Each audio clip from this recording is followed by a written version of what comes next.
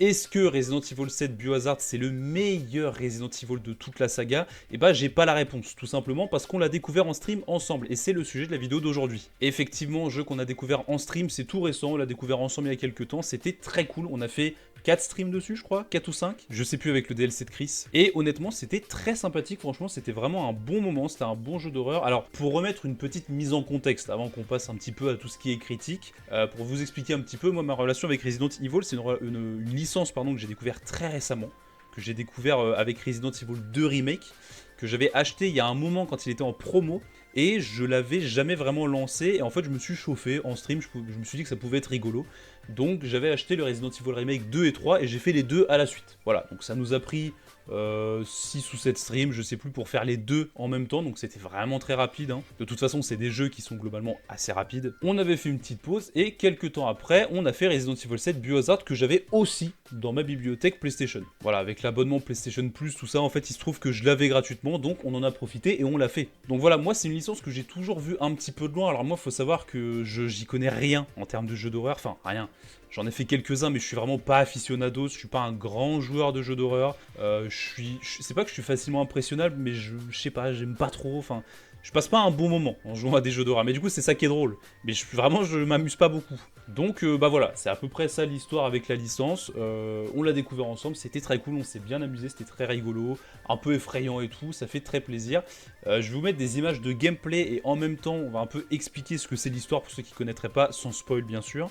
Et ensuite, on va un peu, je vais partager mon ressenti, parler des qualités, des défauts, enfin voilà quoi, on se comprend. Voilà, donc pour la vidéo en fond, c'est une rediffusion de live, je mets pas le son évidemment parce que sinon on va m'entendre parler littéralement. D'ailleurs pour vous montrer que c'est une rediff, je vais hop, voilà, je suis juste ici, juste là, le gros con, la grosse merde. Donc voilà, petite rediff, vous inquiétez pas, vous intéressez pas trop à ce qui se passe, c'est vraiment histoire d'avoir un petit fond. Donc... ce jeu-là, alors là, je vous ai mis un extrait de live, donc c'est un peu plus tard dans le jeu. Je vous dis pas où on est exactement. Là, vous voyez que l'intérieur, vous savez pas trop, et je vous montrerai pas des événements qui vont spoiler le. Je vais couper ça.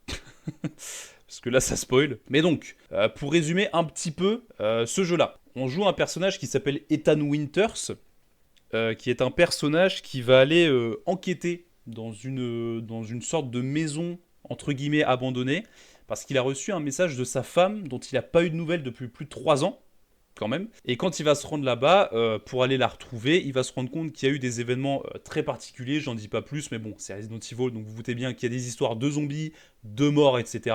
Je vous apprends rien, je pense. Donc voilà, quelques événements un petit peu particuliers. Il va se passer beaucoup de choses, on va beaucoup souffrir. Et voilà. Donc pour parler un petit peu de mon ressenti, déjà, premier truc que j'ai trouvé vraiment marquant, très choquant même. Enfin, choquant, pas dans le sens où j'ai été impressionné et où j'ai eu vraiment peur, mais choquant dans le sens où, après avoir fait Resident Evil 2 et 3 Remake, c'est très différent dans l'aspect gore.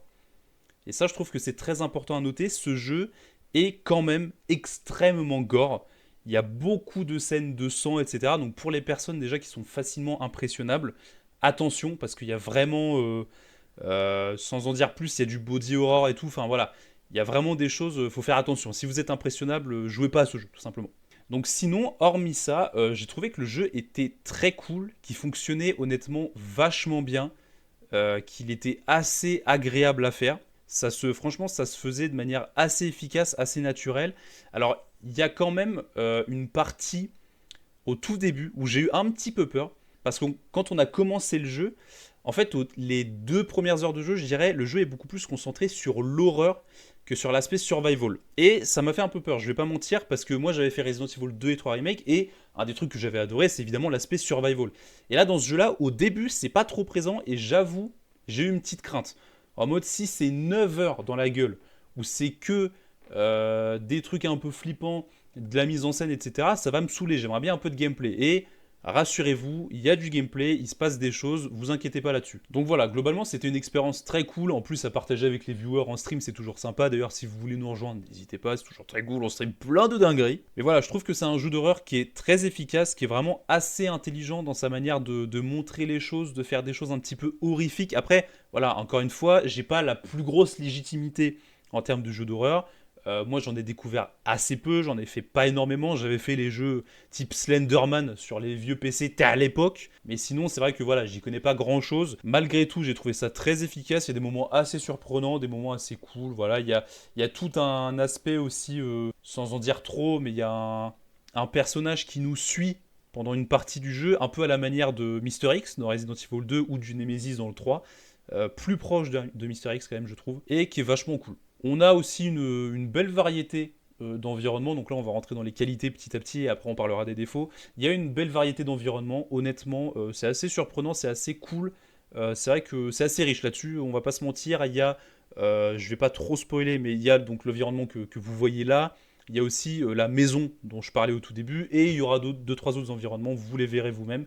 Mais voilà, c'est assez diversifié là-dessus, c'est cool. On a des personnages, surtout les personnages ennemis, qui ont des personnalités assez hautes en couleur, parce que voilà, par exemple, je parlais de Mister X tout à l'heure. Bon, bah, Mister X, il a pas de personnalité, hein, c'est juste un robot. Là, clairement, c'est beaucoup plus intéressant. Il y a beaucoup plus de choses développées sur l'aspect caractériel des persos, donc j'ai beaucoup aimé. La progression aussi, elle est très satisfaisante. On se tape beaucoup moins d'allers-retours que sur Resident Evil 2 Remake. Ça, c'est un peu le truc qui m'avait saoulé dans le 2 Remake, c'était que vraiment, tout le temps, on faisait des allers-retours dans le commissariat. Là, c'est pas du tout le cas. Il y en aura deux trois, mais c'est vraiment très léger. Franchement, il y a vraiment, vraiment une progression, c'est-à-dire tu passes d'un endroit à un autre et tu sens qu'il y a un véritable avancement. Il y a de jolis moments de tension dans le jeu, clairement. Il y a des moments de tension qui sont assez cool. Après, ça reste Resident Evil, donc il y a quand même un aspect un peu nanardesque, il faut s'y attendre, hein. Donc il y a des moments qui sont un peu désacralisés par des blagues ou des interventions de Ethan. Genre, il se fait attaquer par un zombie, tu vois, genre un truc qui fait vachement peur. Et une fois que t'as fini de l'affronter, il dit eh ben, c'était un sacré zombard celui-là.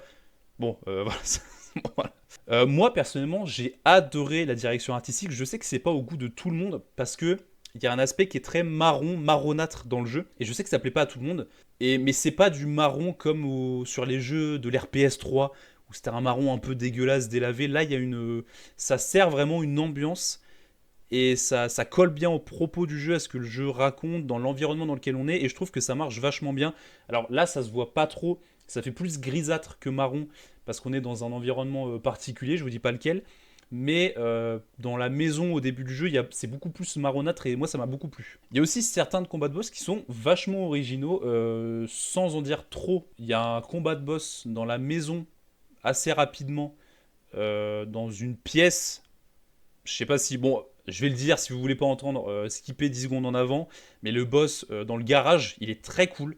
Honnêtement, c'est assez original sa mécanique, et c'est pas le seul. Je pense aussi à la première confrontation contre Marguerite, qui est assez originale, on est dans un trou, machin. Donc voilà pour la petite partie spoil. Après, il y a des affrontements qui sont aussi plus conventionnels dans la série des Resident Evil, hein, juste des ennemis qui sont un peu des sacs à PV, voilà. Et aussi, truc à noter, que moi je trouve que c'est une qualité, je sais que certains en sont moins fans peut-être, mais moi, c'est le fait que les zombies se déplacent beaucoup plus vite que dans Resident Evil 2 et 3 Remake.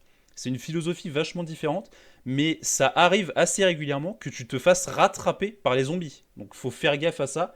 Je trouve que ça rajoute vachement de la pression et c'est très cool. Après, le jeu n'est pas exempt de défauts. Je note quand même par exemple la musique qui est assez absente. Honnêtement, à part quelques moments clés dans le jeu, je trouve que ça manque de thèmes musicaux assez intéressants, de musique d'ambiance. Mais d'un autre côté, le point positif qui contrebalance, c'est que vu qu'il n'y a pas beaucoup de musique, ça met vachement en avant le sound design. Et ça, pour le coup, c'est vrai que j'ai été assez surpris. Tu te prends régulièrement à avoir peur d'un grincement de porte ou des conneries comme ça. Alors que ça serait jamais arrivé sur Resident Evil 2. Parce que c'est des bruits qui se perdent dans la masse. Mais là, pour le coup, il y a tellement peu de musique et tout que je trouve que ça rend assez unique ces moments-là. On peut aussi noter quelques mécaniques de gameplay qui sont pas très claires, pas très intuitives. Par exemple, j'ai pris vraiment longtemps à comprendre que je pouvais tuer les abeilles au fusil à pompe. Ce qui me paraît toujours être insensé, mais apparemment on peut faire ça et c'est très utile. De la même manière, dans les trucs pas intuitifs, il y a le système de craft qui honnêtement est très fonctionnel. Il y a en gros un menu inventaire et un autre menu quand tu appuies sur la gâchette R1 qui te permet d'ouvrir le menu des combinaisons, donc le craft. Et dans ce menu-là, c'est assez simple d'utilisation. Le problème, c'est qu'il n'y a pas tout, en fait. Alors, ça peut paraître bête, mais il y a un moment dans le jeu où on peut craft un lance-flamme. Voilà, c'est pas un spoil, enfin, il y a plein de lance-flammes. À chaque fois, dans les Resident Evil, il y a des lance-flammes quasiment. Tu obtiens les éléments pour le craft, mais tu ne peux le craft qu'en les combinant dans ton inventaire. Le sous-menu de craft ne te propose pas de crafter le lance-flamme. Je sais pas si c'est très clair, mais en gros, il faut le faire manuellement et ça te le propose pas. Et du coup, moi, j'avais pas compris. Je pensais qu'en fait, vu que ça me le proposait pas dans le menu de craft, il me manquait un objet pour le crafter. En fait, pas du tout. Bon, bref, c'est un détail, mais ça reste relou. Tout à l'heure, je parlais du gore. Effectivement, le gore, c'est sympathique. Moi, j'ai rien contre. Je suis pas en termes de sang et tout, body horror, ça me touche pas trop. C'est pas le truc qui me touche dans l'horreur. Mais en fait, des fois, il y en a un peu trop et limite, ça fait un peu edgy. Je pense notamment à un moment particulier lié à notre main. J'en dis pas plus, ceux qui savent. Et aussi dans le DLC, il y a un autre moment avec une scie circulaire, pareil. J'en dis pas plus, mais c'est un peu too much, franchement, abusé. La palette d'ennemis aussi, malheureusement. Alors, j'ai dit que les ennemis marquants, enfin, c'est-à-dire les ennemis personnifiés, enfin, ceux qui ont un nom, etc., ils sont très cool. Mais les ennemis de base dans le jeu, ils sont vraiment pas top. Là, vous en voyez un à l'écran, là, juste maintenant. Les sortes de zombies, franchement, il y en a. Si je suis très honnête, il y en a 4 de différents. Sauf que il y a ce zombie-là qui est un zombie normal. Et il y a le même zombie, mais avec un plus gros bras. Voilà, donc en gros, en vrai, il y en a 3 vraiment différents. Et ils sont pas top, franchement. Il y a un ennemi qui ressemble au liqueur dans Resident Evil 2, mais il est moins bien. Bon, après, le jeu est sorti avant, je crois. Mais bref, la palette d'ennemis est pas top. Et en dernier petit point négatif, je trouve qu'on ressent moins l'impact des balles, moins l'impact des coups, et c'est vrai que c'est moins satisfaisant de buter les zombies. C'est-à-dire que sur Resident Evil 2, les zombies, quand tu leur mettais une balle dans le corps, en général, ils prenaient un petit stun, même pas dans la tête, même dans le corps, ils prenaient un petit stun. Tu pouvais leur péter les jambes, les bras, etc. Enfin, c'était assez poussé à ce niveau-là. Là, tu peux juste leur éclater la tête. Globalement, c'est la manière la plus efficace de les tuer. Et je sais pas, je trouve que les balles ont moins d'impact, c'est moins satisfaisant. Donc voilà un petit peu pour mon avis sur Resident Evil. Mais globalement, ça reste un très bon jeu. Je considère que c'est quand même un jeu d'horreur à découvrir. Vraiment, ça vaut le coup. Il est très sympa. L'histoire, sans être dingo, elle est sympathique aussi. C'est vachement cool, c'est sympa à suivre. Donc je vous le recommande. Clairement, je vous le recommande. N'hésitez pas à le faire. Si c'est pas encore fait, bien sûr, parce que ça fait un moment qu'il est sorti. Hein. J'arrive à la traîne. Hein, je crois qu'il date de 2017. Vraiment, j'arrive à la traîne de fou. Mais si jamais vous l'avez pas encore fait, n'hésitez pas. En tout cas, écoutez, moi, je vais vous laisser là. J'espère que cette vidéo vous aura plu. C'était une petite review, voilà, beaucoup plus chill, beaucoup plus calme, pas trop d'effets de montage. J'espère que ça vous plaît. Dites-moi, n'hésitez pas. Hein. Si ça vous emmerde, vous le dites. Hein. Vous dites, arrête, tu fais chier avec tes reviews de merde. Non mais voilà, j'espère que ça vous a plu. Un truc beaucoup plus chill, beaucoup plus posé, où on développe un peu plus nos avis, un peu plus nuancé et tout. Moi, ça m'a fait très plaisir. J'espère que ça vous plaira, bien sûr.